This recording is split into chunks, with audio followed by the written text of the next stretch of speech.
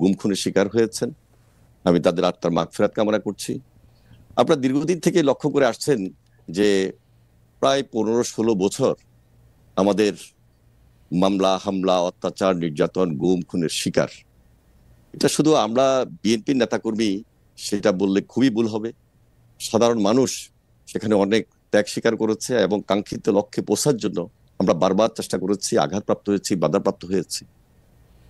সর্বশেষ আপনারাই লক্ষ্য করেছেন যে ছাত্র জনতার আন্দোলন কিভাবে একটা কাঙ্ক্ষিত লক্ষ্যে পৌঁছে এবং সেখানে এই কাঙ্ক্ষিত লক্ষ্যে পৌঁছার ক্ষেত্রে সেখানে এই দেশে তরুণ সমাজ ছাত্র সমাজের ভূমিকা খুব উল্লেখযোগ্য ছিল। আমরা সেখানে সমর্থন দিয়েছি এবং একটা পর্যায়ে আমরা নির্যাতিত হয়েছি, ছাত্ররা নির্যাতিত হয়েছে, ছাত্ররা খুনের শিকার হয়েছে। যারা দেখেন যে হেলিকপ্টারে পর্যন্ত সেখানে ছাত্রদেরকে গুলি করে হত্যা করা হয়েছে, আমরা গ্রেপ্তার হয়েছি ওই পর্যায়ে। এবং গ্রেপ্তারের পরে এটা 1 আগস্ট বলতে পারেন বা 2 আগস্ট শহীদ মিনার থেকে যখন আমাদের এই ছাত্ররা তাদের কোটা বিরোধী আন্দোলনটাকে আরো গতিতে নিয়ে যায়, এটা সাধারণ ছাত্রদের আন্দোলন ছিল, মেধাবী ছাত্রদের কোটা সংস্কারের আন্দোলন ছিল, বৈষম্য বিরোধী ছাত্র আন্দোলন নামে যে প্ল্যাটফর্ম, সেখান থেকে যখন আহ্বান করা হলো শহীদ মিনারে, সকল রাজনৈতিক দলকে তারা যখন আহ্বান করেছে, সকল রাজনৈতিক দল সেখানে সারা দেশে একত্রিত হয়ে এই ফ্যাসিবাদের বিরুদ্ধে লড়াই করেছে, সংগ্রাম করেছে। মোটামুটি আমরা যেটি জানতে চাইছিলাম যে অবশ্যই যেটি আসলে উপদেষ্টা ইসলাম যে কথাটি তুললেন, আমরা এই কথার সাথে আসলে সম্পূর্ণভাবে একমত, যেটি আসলে 36 দিনের আন্দোলন না, তার আগেও তারা অনেক কিছু হয়েছে। কিন্তু আপনারা কি মনে করেন না যে আন্দোলনটির আসলে নেতৃত্ব দেওয়া উচিত ছিল প্রধান বিরোধী দল হিসেবে বিএনপির, মানে যদি আমি এটা সরকার পতন আন্দোলন বলি, সেই আন্দোলনটি আসলে বিএনপি দিতে পারে নাই? এর কিছু এখানে আসলে আমি পক্ষপাতী না। জি জি, আমি কেন পার্ট করব? এখানে ছাত্ররা বলতে আমরা তো একসঙ্গে মিলেই এই ফ্যাসিবাদের বিরুদ্ধে পুরো দেশবাসী একত্রিত হয়েছি। সুতরাং এখানে ছাত্র যে জনতার যে আন্দোলন, সেখানে আমার ভাইয়েরা নেতৃত্ব দিবে, এটাই স্বাভাবিক। যুবকরা ছাত্ররা নেতৃত্ব দিবে, এটাই তো স্বাভাবিক। আমরা সবসময় দেখেছি যে সেই 90-তে বলেন, তার আগে বলেন, সেই স্বাধীনতার সময় ছাত্ররাই তো অগ্রণী ভূমিকা পালন করেছে। কাঙ্ক্ষিত লক্ষ্যে পৌঁছতে হলে আমাদের টার্গেটটা কি ছিল? দেশকে রক্ষা করা, দেশের জন্য আন্দোলন করা, দেশের জন্য সংগ্রাম করা, ফ্যাসিবাদের বিরুদ্ধে লড়াই করা। এখানে আমি যে খুব ক্রেডিট নিতে হবে, সেই ক্রেডিটের জন্য কিন্তু আমরা আন্দোলন করি নাই। আমাদের নেত্রী বেগম খালেদা জিয়া তিনি সবসময় বলেছেন দেশ বাঁচাও, মানুষ বাঁচাও। আমাদের তারেক রহমান সাহেব আমাদের সকলকে একত্রিত করার চেষ্টা করেছেন, সকল রাজনৈতিক দল একটা প্ল্যাটফর্মে এসেছে। এরপরে যখন কোটা বিরোধী এই ছাত্র আন্দোলনের নেতৃত্বে যারা এসেছেন, তখনও তাদের সঙ্গে আমাদের সার্বক্ষণিক যোগাযোগ ছিল এবং আমরা তাদের এই আন্দোলনকে এগিয়ে নিয়ে গিয়ে একটা কাঙ্ক্ষিত লক্ষ্যে পৌঁছার জন্য আমরা চেষ্টা করেছি। ইনশাআল্লাহ আমরা কামিয়াব হয়েছি। এখন আপনার কাছে মনে হয় না যে দৃঢ়তা ছাত্র জনতার নেতৃত্বে, মানে এই যেটাকে একটি লিডারলেস মুভমেন্ট নাহিদ ইসলাম বলছেন, সেই লিডারলেস মুভমেন্টে যেই দৃঢ়তা তারা দেখিয়েছেন, আপনার কাছে মনে হয় না বারবার সেই রকম একটি বিএনপি ব্যর্থ হয়েছে? বিএনপি ব্যর্থ হয়েছে, সেই দৃঢ়তা বিএনপি দেখাতে পারে নাই। That's why we have to suffer for 15 years. না, আমরা দেখুন, এরশাদের বিরুদ্ধে আমরা আন্দোলন করেছি 9 বছরে। জি, তখন তো আমরা বলি নাই যে আমরা সকল রাজনৈতিক দল ব্যর্থ হয়েছি। এখানে শুধু বিএনপির আন্দোলন ছিল না, দেশবাসীর আন্দোলন ছিল। সে আন্দোলনে ব্যর্থ হওয়ার কোনো সুযোগ ছিল না। আন্দোলনে একটা ভাইব্রেশন ছিল এবং এটা একটা স্তর ছিল। এই ভাইব্রেশনে একটা কাঙ্ক্ষিত লক্ষ্যে পৌঁছার জন্য আমরা ছাত্র জনতা যখন ঐক্যবদ্ধ হয়েছি এবং আমরা এই আন্দোলনে যখন ত্যাগ স্বীকার করতে করতে একটা পর্যায়ে এসেছি, ছাত্ররা আমাদের আন্দোলনের গতিবৃদ্ধি করেছে। সুতরাং এখানে পার্ট করার কোনো প্রয়োজন নাই, তাদের সঙ্গে আমাদের কোনো কম্পিটিশন নাই। আমরা কিভাবে দেশটাকে গড়বো সেটাই হলো এখন আসল। আমার মনে হয় এটা আপনি একদম খুব চমৎকার ভাবে বলেছেন। জনাব নাহিদ ইসলাম, আপনার কি এই বিষয়ে কোনো কিছু বলার আছে? আপনি যে ছোট করে বলেন, নাহলে আমরা পরের প্রশ্নে যেতাম। না, আমি একটা বিষয় বলবো যে আমাদের বাংলাদেশের ইতিহাসে যে অভ্যুত্থানগুলো আমরা দেখি, সেটাই কিন্তু ছাত্ররাই মোটামুটি নেতৃত্ব দিয়েছে বা সফল করতে ভূমিকা রেখেছে। সেটা 69 বলেন 90 বলেন, কিন্তু এবারের আন্দোলনে গুণগত পরিবর্তনটা হচ্ছে 69 বলেন 90 বলেন, সেই সময়ের অভ্যুত্থান ছাত্ররা নেতৃত্ব দিলেও সামনে কিন্তু একটা রাজনৈতিক শক্তি ছিল, রাজনৈতিক দলগুলোর একটা প্ল্যাটফর্ম ছিল, যারা পরবর্তীতে ক্ষমতাটা নিয়েছে। সেটা 69-এ আওয়ামী লীগের নেতৃত্বে ছিল, 90-এ বিএনপি আওয়ামী লীগ সহ নেতৃত্বে ছিল। কিন্তু এই আন্দোলনে কিন্তু আসলে এরকম কোনো রাজনৈতিক প্ল্যাটফর্ম বা দল কিন্তু সামনে ছিল না। ফলে 5ই আগস্টের পরে আসলে শেখ হাসিনার পতনের পরে কিন্তু এই দায়িত্বটা আসলে আমাদের উপর এসে পড়েছে, যদি আমরা এটার জন্য আসলে প্রস্তুত ছিলাম না। জনাব ইসলাম, আপনাকে কি একটা কথা বলতে পারি যে একথা ঠিক আপনার আন্দোলনের শেষ পর্যায়ে বা আন্দোলনের যেখানে নেতৃত্বের মাধ্যমে বা শেষ পর্যায়ে যেখান থেকে আসলে শেখ হাসিনাকে চলে যেতে হয়েছে, পালাতে হয়েছে, বা এই সরকারকে ক্ষমতা ত্যাগ করতে হয়েছে, সেখানে আপনাদের ত্যাগটাই সবচেয়ে বড় ছিল, যেটিকে আসলে খুব ভালোভাবে এক বাক্যে বলা যায় যে একটাকে মারি একটাই মরে, আর কেউ নড়ে না সেখান থেকে, সেই জায়গায় আপনারা চলে গিয়েছিলেন। কিন্তু আপনারা কি মনে করেন না যে এই আন্দোলনটা আসলে জুলাই থেকে, জুন থেকে, কোটা থেকে আসলে শুরু হয় নাই? বিএনপির নেতাকর্মীরা বা জামায়াতের নেতাকর্মী বা বিরোধী দলের নেতাকর্মীরা, এমনকি বাম দলের নেতাকর্মীরা এই 15 বছর ধরে লাগাতার সংগ্রামের মধ্যে, আমি জানি না এনিবার বিরুদ্ধে কয়টি মামলা আছে, আমার কাছে মনে হয় সম্মিলিত মামলা, না, সম্মিলিত অবশ্যই ত্যাগ, অবশ্যই সেই ত্যাগটার কথা কি আপনারা আসলে স্বীকার করছেন? এখন তো মনে হচ্ছে যে মানে ব্যাপারটা হলো যে আমাদের এই পুরো আন্দোলন সংগ্রাম শুধু জুলাই মাস থেকেই শুরু হয়েছে এরকম মনে হচ্ছে। ডক্টর ইউনূস বলছেন ছাত্ররা আমাকে ক্ষমতায় বসিয়েছেন, ওরা যা এটা বলবে সেটাই বলবে হবে। এটা কি আপনারা আসলে ব্যাপারটা কিভাবে দেখেন নাহিদ? না, না, অবশ্যই এটা তো বিগত 16 বছর, আমরা আরো বলি 111 থেকে যেই আমাদের বিরাজনীতিকরণ শুরু হয়েছে, সেই সেই সময় থেকে কিন্তু আমাদের এই রাজনৈতিক সংগ্রামটা, এবং আমাদের বিরোধী দলীয় নেতাকর্মীরা যেই আত্মত্যাগ করেছে, নির্যাতিত হয়েছে, এবং নির্যাতিত হওয়ার পরেও তারা বারবার মাঠে নেমেছে। তারা নামার কারণে কিন্তু একটা রাজনৈতিক পরিবেশ আমরা পেয়েছি, কথা বলার মিনিমাম পরিবেশ কিন্তু আমরা পেয়েছি, যেই রাইট। জায়গায় আমরা নেমে কথা বলতে পেরেছি। এবং এই অভ্যুত্থানেও আমরা সকল রাজনৈতিক দলের সেই ভূমিকাকে স্বীকার করি, এবং তারা ভ্যানগার্ডের মতো ছিল, গুলির সামনে ছিল। এবং ব্যক্তিগতভাবে বললেও কিন্তু ছাত্রদল বলেন বা শিবির বলেন বা বামপন্থী সংগঠন, প্রত্যেকেই আমাদেরকে নানাভাবে সহযোগিতা করেছে। ব্যক্তিগতভাবে আমাদের জীবন রক্ষার্থেও তারা অনেক ভূমিকা পালন করেছে। ওকে, আমার মনে হয় যে জনাব নাহিদ ইসলাম এটা খুব পরিষ্কার করে বলেন। নাহিদ ইসলামের কাছে প্রশ্নে যাওয়ার আগে আমি একটু এনিভাইয়ের কাছে যেতে চাই। নাহিদ ইসলাম, আপনাকে আমি প্রশ্নটি করে রাখি। না, ঠিক আছে, আসছি আমি প্রশ্নে। এনি ভাই, আমরা কিন্তু সবাই যখন এই সরকার চলে গেল তখন ছাত্র জনতার আন্দোলনের ফলে এই সরকার পাওয়ার পরে আমরা কিন্তু একটা জরুরি প্রয়োজন বোধ করেছিলাম যে আমরা একই ধরনের সরকার, যে সরকারকে কেউ ফেসিস্ট বলছেন, যে সরকারকে কেউ নিপীড়ক বলছেন, সেরকম আরেকটা সরকার চাই না। সেই ইঙ্গিতটা কিন্তু আপনাদের উপরও ছিল, কিন্তু যে আমাদের যে ভয় ছিল, এনি ভাই আপনার কাছে কি মনে হয় না সেই ভয়টা খুব অমূলক ছিল না? আমি দুই একটা উদাহরণ দিই। এই আন্দোলনের আপনাদের সহচর সাবেক ডাকসু ভিপি বা ডাকসু ভিপি নূর থেকে শুরু করে সরকার থেকেও কেউ কেউ কিন্তু আপনাদেরকে উদ্দেশ্য করে বলেছেন চাঁদাবাজি, সিন্ডিকেট ইত্যাদিতে আওয়ামী লীগের জায়গাগুলি বিএনপি ও তার অঙ্গ সংগঠনে কেউ কেউ দখলদারিত্ব কায়েম করেছে, নিজেরা মারামারিতেও জড়িয়ে পড়ছে। এই নিয়ে আপনাদের শীর্ষ নেতারাও হুঁশিয়ারি দিচ্ছেন, বহিষ্কার করেছেন, কমিটি স্থগিত করছেন, তবু থামছে না কেন? আমরা কি এইটা ধারণা করতে পারি যে এখন যদি বিএনপি জনগণের ম্যান্ডেট নিয়ে ক্ষমতায় আসে তাহলে একই ধরনের কাজ আবার করতে থাকবে, যেটি বিগত সরকারের সময় আমরা এটি দেখেছি? দেখুন, আমরা খুব পরিষ্কারভাবে আমাদের কথাগুলো জাতির সামনে আমরা তুলে ধরেছিলাম। আমরা 7 তারিখে আমরা একটা সভা করেছি, সমাবেশ করেছি। সেই সমাবেশে আমাদের ভারপ্রাপ্ত চেয়ারম্যান খুব স্পষ্ট ভাবে কিছু বক্তব্য তুলে ধরেছেন জাতির সামনে। অনেকে সেই সমাবেশটা নিয়েও তখন বলেছিল যে এই মুহূর্তে সভাটা না করলে হয়তো হতো, কিন্তু একটা বৃহৎ দলের কিছু মেসেজ আমাদের ওই মুহূর্তে থাকার দরকার ছিল, এবং সেই মেসেজগুলো পরবর্তীতে সত্যি হয়েছে যে আমাদের যে দিক নির্দেশনা যে আমাদের এই জাতির সামনে, সেখানে বিএনপি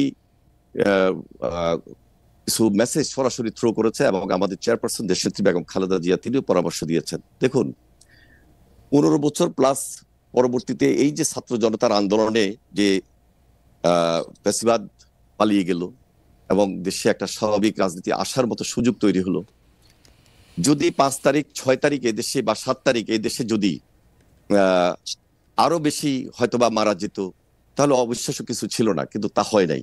শক্ত হাতে আমরা সেটা মূল্যায়ন করেছি, শক্ত হাতে আমরা সেটা ফেস করেছি। এবং 7 তারিখে আমাদের ভারপ্রাপ্ত চেয়ারম্যানের মেসেজটা এমনই ছিল যে কোনোভাবে যে আমাদের কোনো দলীয় নেতাকর্মী অথবা বিএনপির নামে যদি কেউ কোনো চাঁদাবাজিতে যায় বা কোনো ধরনের প্রতিশোধ স্প্রিয়া নিয়ে সেখানে আঘাত করতে যায়, তাহলে কিন্তু আমরা সরাসরি পার্টির তার বিরুদ্ধে ব্যবস্থা গ্রহণ করবো, এবং সেই ব্যবস্থা আমরা নিয়েছি। এমনও আপনারা অনেকখানি লক্ষ্য করেছেন যে আমাদের দলের নামে কেউ যদি কোনো ধরনের উচ্ছৃঙ্খল বা বিশৃঙ্খল আচরণে জড়িত হয়, তার বিরুদ্ধে আমরা মামলাও করেছি, গ্রেপ্তারও করেছি। এখন সেই পর্যায়টি হয়তো বা অনেক কমে গেছে এবং নাই।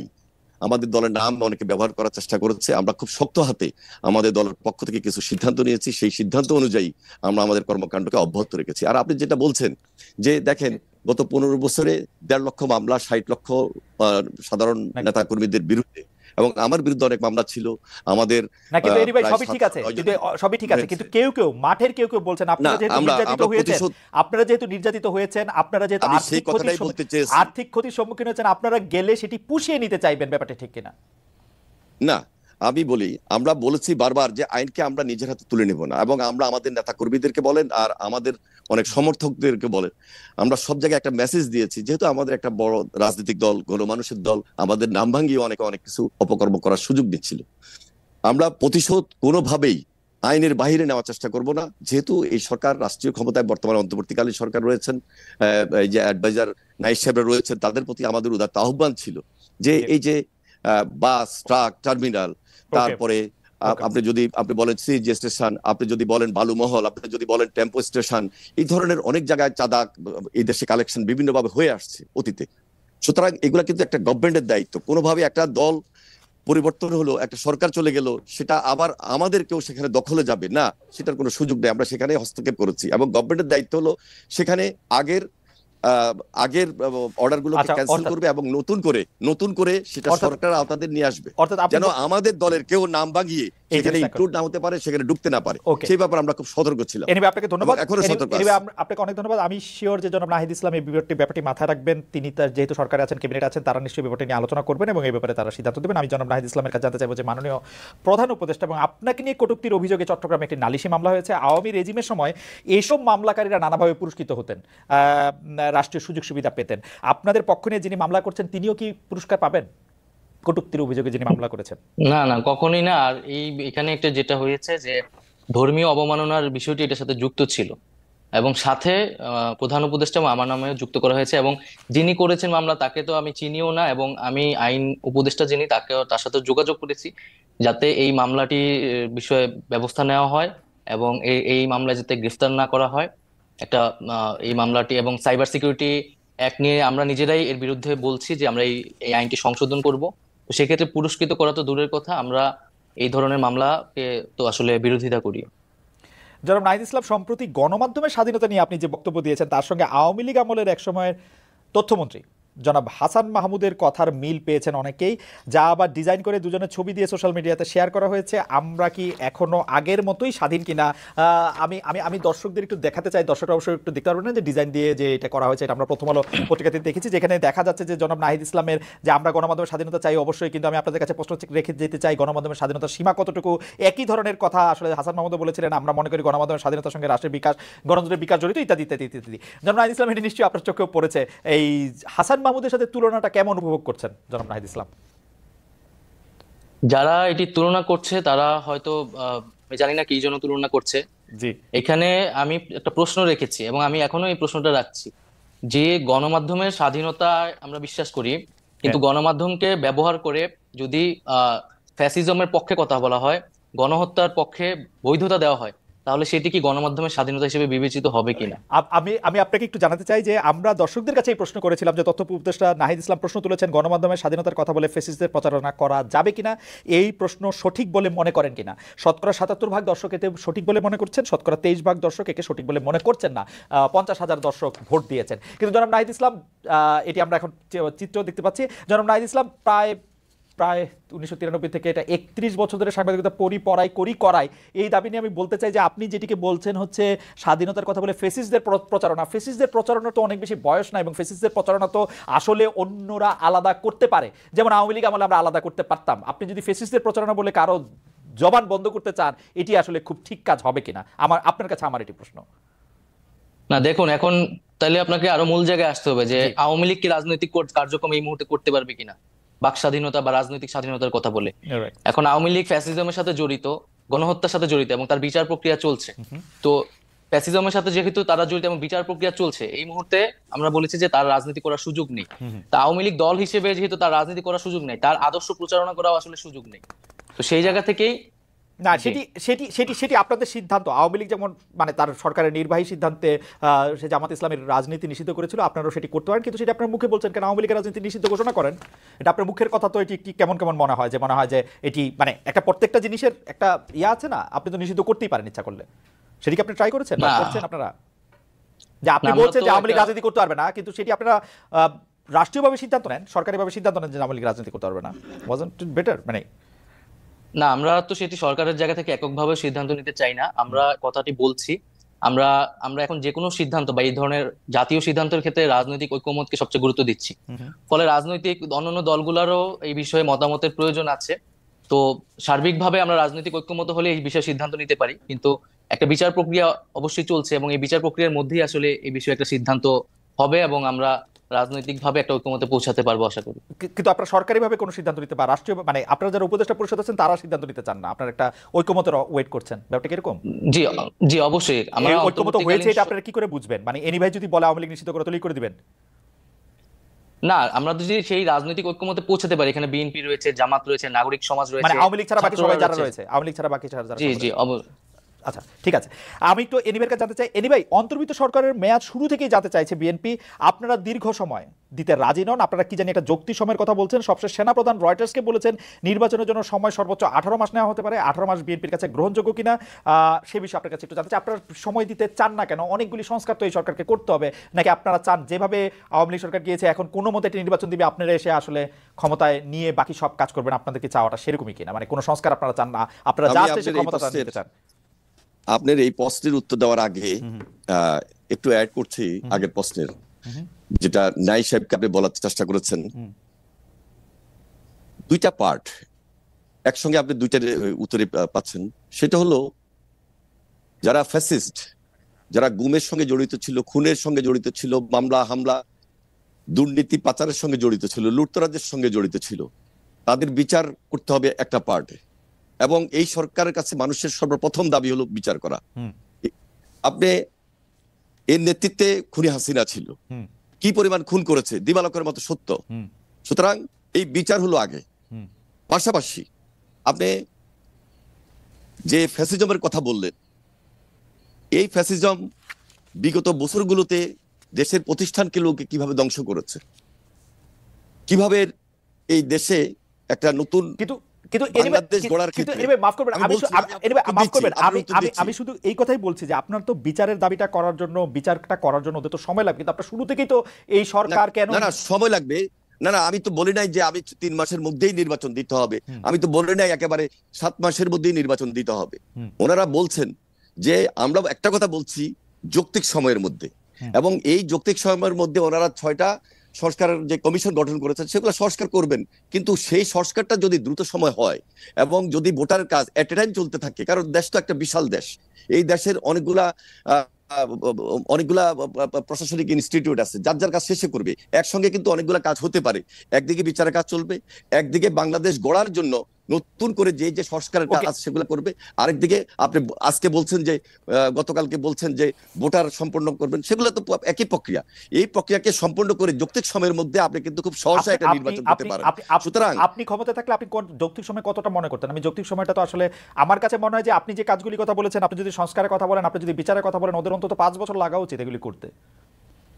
না, কেন 5 বছর লাগবে? কতদিন লাগবে? আমার তো মনে হয় না, কারণ ওনারা তো আমাদের প্রফেসর ডক্টর মোহাম্মদ ইউনূস তো নিজেই 3 মাসের কথা বললেন, তো 3 মাসের জায়গায় 6 মাস হতে পারে। উনি তো নিজেই বললেন যে অক্টোবরের 1 তারিখ থেকে সংস্কারের কাজ চলবে 3 মাস, বলেন নাই? অক্টোবর, নভেম্বর, ডিসেম্বর, এরপরে 3 মাসের জায়গায় যদি 6 মাস, অসুবিধা তো নাই। কিন্তু ওনার কথা অনুযায়ী আমরা যদি আরো 3 মাস বৃদ্ধি করি, তাহলে তো 1 বছরের ভিতরেই সুন্দর একটা নির্বাচন করা সম্ভব। তাও যদি না হয়, সেটার জন্য কি আমরা খুব বিরাগ হব? কিন্তু আমরা এই দেশটাকে গড়তে চাই, একসঙ্গে গড়তে চাই। এই ফ্যাসিবাদের বিরুদ্ধে আমরা লড়াই করে, সংগ্রাম করে, আমরা কষ্ট করেছি, শ্রম দিয়েছি, আমাদের নেতা কর্মীরা গুমের শিকার হয়েছে, খুনের শিকার হয়েছে। আমরা দেশ গড়ার জন্য সবাই মিলে একত্রিত হয়ে করব। এখানে বৈষম্য বিরোধী এবং রাজনৈতিক দলকে আলাদা করার কোনো সুযোগ নেই, এই সরকারকে আলাদা করার সুযোগ নেই। এই সরকারকে সর্বাত্মক সহযোগিতা করব, কারণ এই সরকার যদি কোনোভাবে ফেল করে, বাংলাদেশ ফেল করবে। আমরা বাংলাদেশকে ফেল করতে দিতে যাব না এবং দিতে চাই না। সেটা সময় যতদিনই লাগুক। কিন্তু আপনাদের বক্তব্য শুনে মনে হয় না যে আপনারা প্রায়ই এই সরকারকে একটু হুমকি দেন, একটু এটা বলেন, এমন কি এই নির্বাচনের প্রশ্নে না কেমন জানি আপনারা একটু এরকম বলেন? এমনকি আমি এটা কেউ যদি তার ব্যক্তিগতভাবে চিন্তা করে থাকেন তা হতে পারে, কিন্তু আমরা সব ক্ষেত্রে এই সরকারকে সর্বাত্মক সহযোগিতা করব, কারণ প্রফেসর ডক্টর মোহাম্মদ ইউনূসকে এই সম্মান দিতে পারে না, আমরা সম্মান দিতে চাই এবং তার নেতৃত্বে আমরা এই রাষ্ট্রটাকে নতুন ভাবে গড়তে চাই, এবং সেটা তিনি একটা গণতান্ত্রিক পন্থায় ব্যবস্থা আমাদেরকে নিয়ে যাবেন, দেশকে নিয়ে যাবেন, সেই জন্য সর্বাত্মক সহযোগিতা আমরা করব। এবং খুব রিসেন্টলি আপনারা তারেক রহমান সাহেবের বক্তব্য শুনেছেন, এবং সেই বক্তব্যের ধারাবাহিকতা আমরা রক্ষা করে এই সরকারকে সর্বাত্মক সহযোগিতা। মানে আপনাদের আসলে ক্ষমতায় এসে বসে পড়া বা এক্ষুনি ক্ষমতা শুরু করার এরকম কোনো তাড়া নাই আপনাদের? না, এত চাপ হওয়ার কিছু নাই তো। আচ্ছা, আমরা যে কালকেই ক্ষমতায় চলে গিয়ে কিন্তু একেবারে আপনাদের বক্তব্য শুনে আমার লুটপাটের সঙ্গে কেমন জড়িত হবে ইনশাআল্লাহ, এনি ভাই, সেই সুযোগ আমরা আপনাদের দিব বক্তব্য না। শুনে যে আমার মনে হইতো যে আপনারা খুব মানে মানে আপনারা কিছুটা অস্থির অধৈর্য হয়ে উঠছেন, এটা কোনো অস্থির না, না কোনো কিছু না, অস্থির না, আপনারা যথেষ্ট পরিমাণ মোটেও সময় না। দিবেন তো?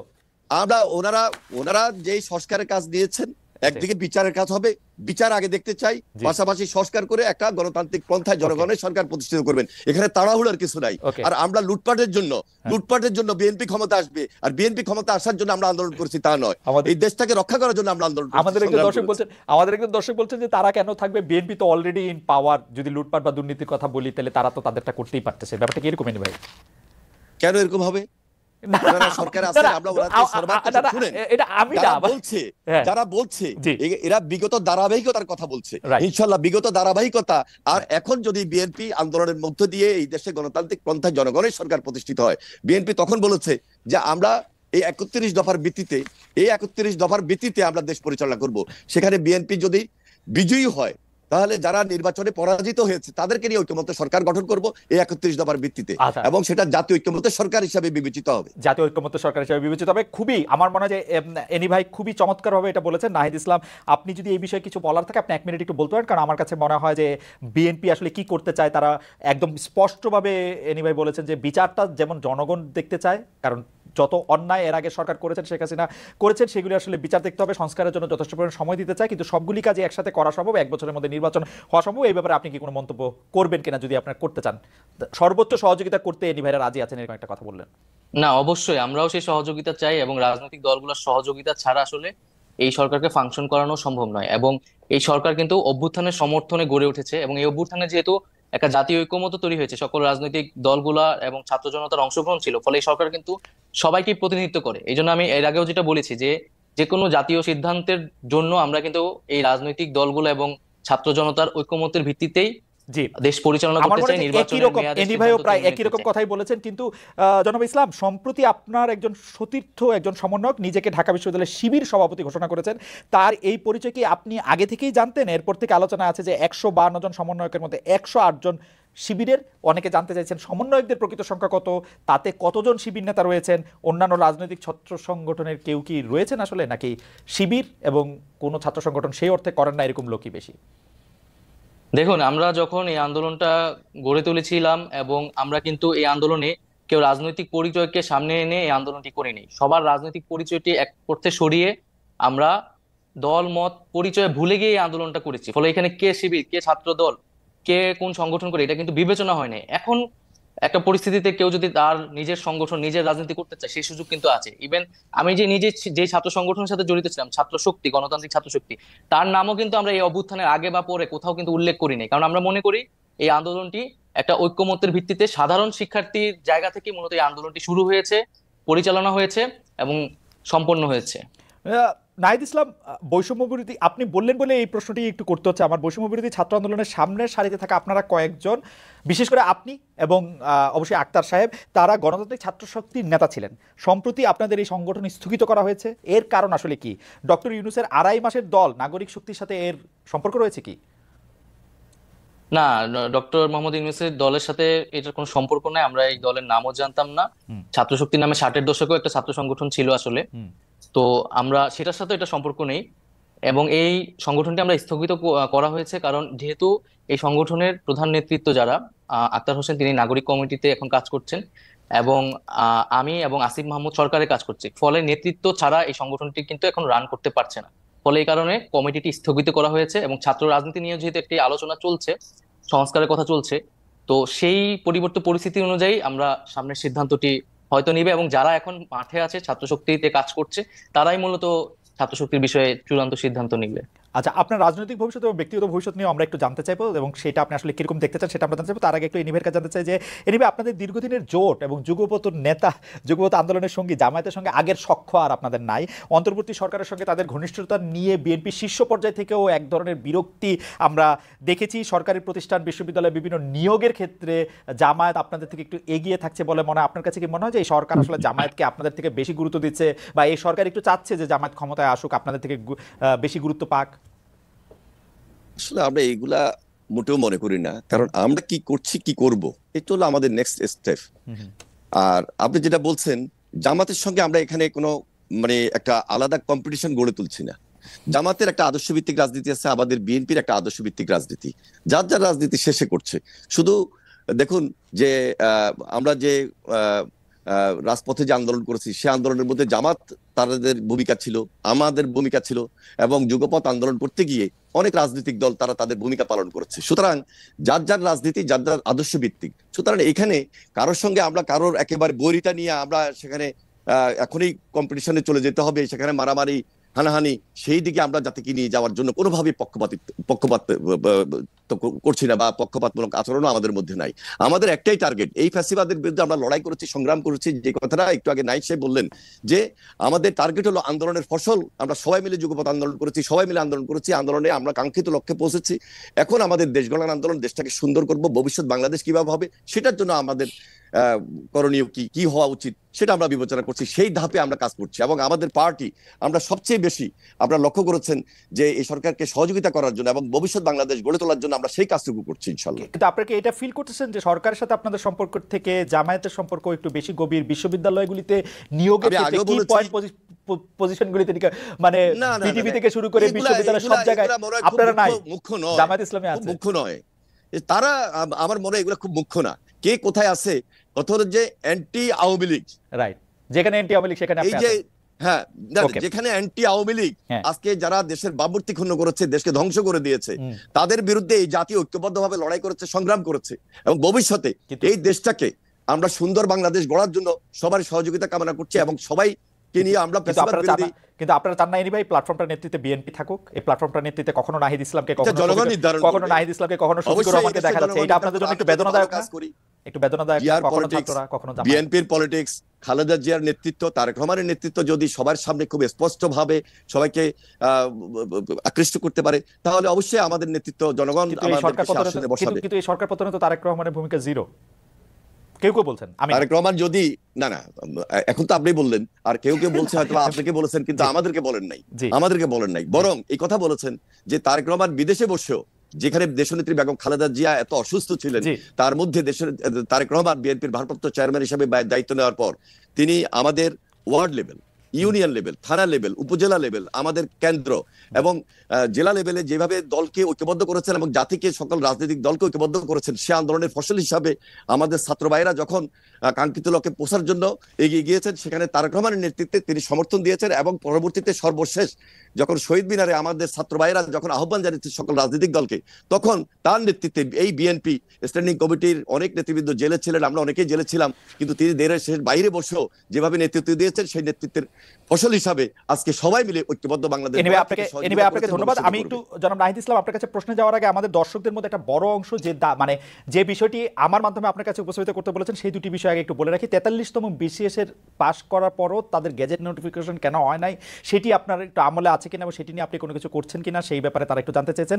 আরেকটি বিষয় জানতে চেয়েছেন যে তারা বয়স সীমা, সরকারি চাকরির বয়স সীমা 35 বছর বয়স পর্যন্ত হবে কিনা, সেটি আপনারা কিভাবে করবেন সেটি জানতে চেয়েছেন। আর আমার প্রশ্নটিও করে রাখি, আপনি আমাদের অনেকগুলি প্রশ্ন রয়েছে, শুধু আপনি যদি খুব না এই দুটি যদি আপনি জবাব দেন, তারপর আমি মানে আপনার মতামত বলেন, তারপর আমরা প্রশ্নটি করি, কারণ এই প্রশ্নটি আবার এনিভাইয়ের বক্তব্যের সাথে লিঙ্ক।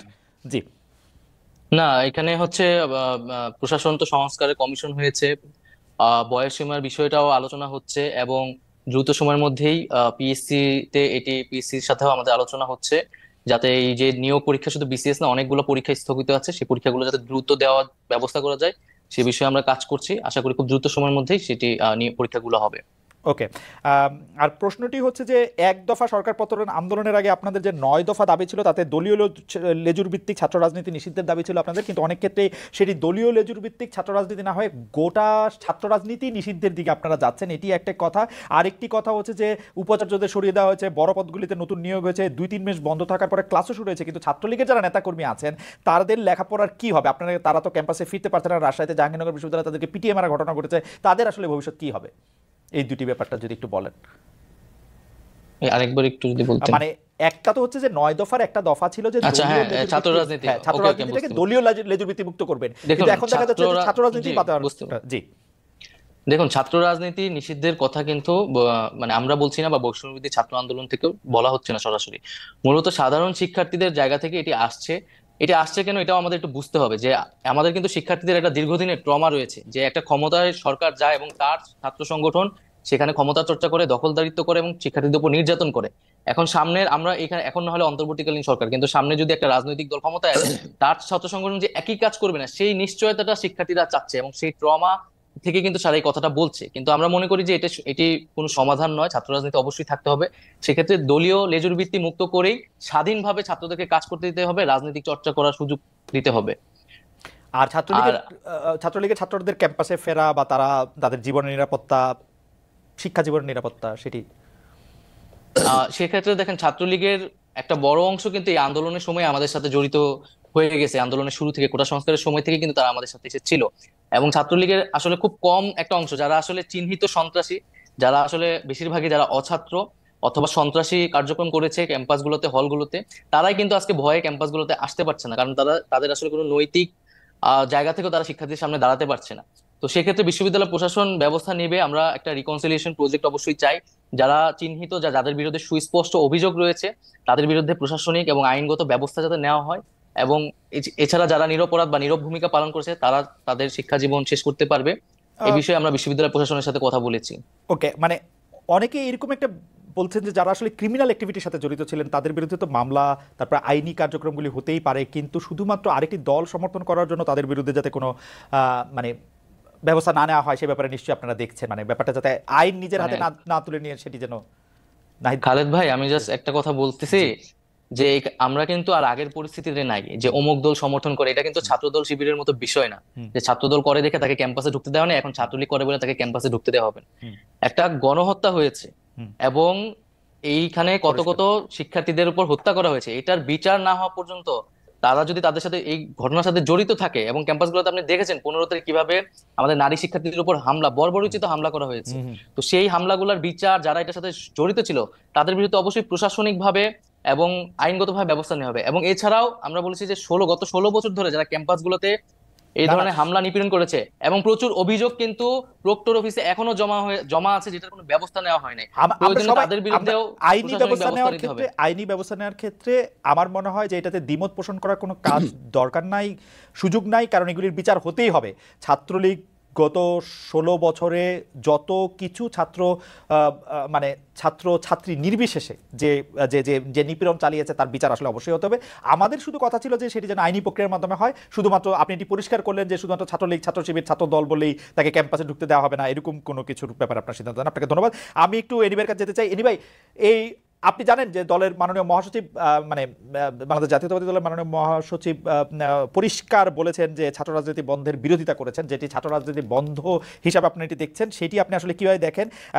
বৈষম্য বিরোধী ছাত্র আন্দোলনের যে স্পিরিট ছিল, যে দলীয় লেজুর যারা করছেন সেই সব থেকে ছাত্র রাজনীতিকে মুক্ত করা, তার সাথে আপনি স্পিরিটের দিক দিয়ে একমত কিনা? দুই হচ্ছে, আপনারা যখন ঢাকা বিশ্ববিদ্যালয়ের নেতৃত্বে, ছাত্র রাজনীতির নেতৃত্বে দিচ্ছেন, আপনি আসলে আমারও নেতা ছিলেন, কারণ আপনি ঢাকা বিশ্ববিদ্যালয়ের ছাত্র তখন আপনার সংগঠন থেকে আপনি সবচেয়ে বড় পজিশনে আপনি ছিলেন, সেই হিসাবে আমাদের সবার সাথেই আপনাদের দেখা হয়েছে। তখন আপনারা ছাত্র শিবির ও ছাত্র সমাজের কার্যক্রম আপনারা ঢাকা বিশ্ববিদ্যালয়ে করতে দেন নাই, আপনারা বন্ধ করেছেন। এখন যে ঢাকা বিশ্ববিদ্যালয়ের ছাত্র শিবিরের যে নেতাদের নামই বলা যায়, সবার আগে জেনেছেন, সবার আগে বসেছেন, নবনিযুক্ত ভিসি তাদের সাথে কথা বলছেন, তো সেটাকে আপনারা আসলে কিভাবে দেখেন? দুটি প্রশ্ন। একটি প্রশ্ন হচ্ছে যে বৈষম্য বিরোধী ছাত্র আন্দোলনের যে স্পিরিট ছাত্র রাজনীতি সম্পর্কে, তার থেকে আপনার স্পিরিট আলাদা কিনা? দুই হচ্ছে শিবির আর ছাত্র সমাজ প্রকাশ্যে এসে সভাপতি ভিসিদের বৈঠক করা, সেটিকে আপনারা কিভাবে দেখছেন? দেখুন, আমি অ্যাডভাইজার নাহিদের কথাগুলোকে আমি একটু আগে যেটা উনি বলছেন ওগুলোকে আমি সমর্থন করেই বলছি। যারা হত্যা, সন্ত্রাস, রাহাজানির সঙ্গে জড়িত ছিল আইন অনুযায়ী তাদের বিচার হবে। আর যারা বিভিন্ন বিশ্ববিদ্যালয়ে ভাইস চ্যান্সেলর হিসাবে ছিলেন, এই ভাইস চ্যান্সেলর হিসাবে কিন্তু একটা অবৈধ সরকারের অবৈধ নিয়োগ ছিল, সুতরাং তাদেরকে এখানে নিয়ে আসা এটা আমাদের দায়িত্বের মধ্যে পড়ে না। আর আইন অনুযায়ী যাদের বিচার হবে, বিচারের প্রক্রিয়ায় তাদেরকে সেখানে মোকাবিলা করতে হবে। আর সাধারণ ছাত্ররা ঢাকা বিশ্ববিদ্যালয়ে বলেন আর বিভিন্ন শিক্ষা প্রতিষ্ঠান বলেন, তারা তাদের উন্মুক্ত ছাত্র রাজনীতি থাকাটাই উচিত। কারণ ছাত্র রাজনীতি যদি না থাকে তাহলে দুর্বৃত্তায়ন কিন্তু বেড়ে যাবে, এটা সন্ত্রাস, অত্যাচার, নির্যাতনের মাত্রাও বেড়ে যাবে। তবে আমরা যারা লেজুর ভিত্তিক ছাত্র রাজনীতির কথা বলার চেষ্টা করছি, আসলে লেজুর ভিত্তিক ছাত্র রাজনীতিকে আমরা ওন করি না। আমরা বাংলাদেশ জাতীয়তাবাদী দল, আমাদের একটা সহযোগী ছাত্র সংগঠন আছে, ঠিক অন্যান্য দলেরও সহযোগী বা অঙ্গ সংগঠন আছে। তারা তাদের রাজনীতি অবশ্যই করা উচিত, ছাত্র রাজনীতির ভাবমূর্তি রক্ষা করে ছাত্র রাজনীতি করতে হবে। হ্যাঁ, এখানে যেটা সাধারণ ছাত্রদের পক্ষ থেকে কথা উঠেছে যে ছাত্র রাজনীতি আসলে বন্ধ করবে কি করবে না, সেটার জন্য ডায়ালগ হতে পারে, আলোচনা হতে পারে, এবং সেটা কি কি ছাত্র রাজনীতির সংস্কার হতে পারে, গুণগত পরিবর্তন আনা যায়, এবং ছাত্রদের জন্য ছাত্র রাজনীতি, শিক্ষা প্রতিষ্ঠানের মধ্যে যেন ছাত্র রাজনীতি সেটা ছাত্রদের অধিকার প্রশ্নে থাকে, সেগুলোকে প্রাধান্য দিয়ে সকল রাজনৈতিক দলের সঙ্গে যদি কেউ যদি আমরা ডায়ালগের প্রেক্ষাপট তৈরি করি। ইতিমধ্যে বৈষম্য বিরোধী ছাত্র আন্দোলনের যারা নেতৃত্ব আছেন তাদের সঙ্গে আমরা কথা বলেছি, আলোচনা হয়েছে। সেই আলোচনার পরিপ্রেক্ষিতে আমি এটাই বলতে পারি, তাদের নিজস্ব একটা থিঙ্ক ট্যাঙ্ক আছে, তারাও আলোচনা করছেন যে আমরা কোনোভাবেই ক্যাম্পাসে ছাত্র রাজনীতি থাকবো না, এই কথা আমরা বলতে চাই না। হ্যাঁ, ছাত্র রাজনীতির সেখানে অবশ্যই সচেতন হতে হবে, দায়িত্বশীলতার পরিচয় দিতে হবে, রেগুলার ছাত্ররা যেন ছাত্র রাজনীতি করেন, ছাত্ররা যেন ছাত্র রাজনীতি করেন, সেখানে যেন সংস্কার নিয়ে আসতে পারি, সেই ডায়ালগ কিন্তু এনিভাই আপনি জানেন সবকিছু, কারণ আপনার মানে আপনি প্রখর মেধাবী একজন মানুষ এবং আপনার মনেও থাকে এখন তো আপনি রাজনীতি করতে সেগুলো, কিন্তু আপনি জানেন যে বৈষম্য বিরোধী ছাত্র আন্দোলনের একাধিক সমন্বয়ক ঢাকার বাইরে সমাবেশ করতে গিয়ে বাধার মুখে পড়েছিলেন। কোনো কোনো ক্ষেত্রে অভিযোগ রয়েছে বিএনপি সমর্থিত ছাত্র সংগঠন ছাত্রদল এসব ঘটনার সাথে সম্পৃক্ত ছিল।